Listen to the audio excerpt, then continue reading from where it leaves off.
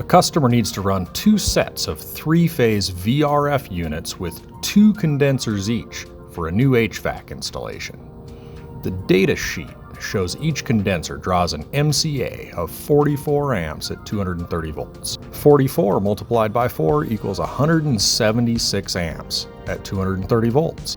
The customer would then typically choose a PT060 with a maximum output of 190 amps at 230 volts. Looking at the electrical drawings, you might find that each unit is spec'd with a 200 amp single-phase service panel. The PT060 requires a max input of 329 amps. This is easily overcome by simply using 2 PT030 units to power the VRFs. Each PT030 can supply 95 amps 3-phase from a 165 amp single-phase supply. Not a hard problem to overcome, but illustrates the importance of not only checking the total load, but also the available max service size.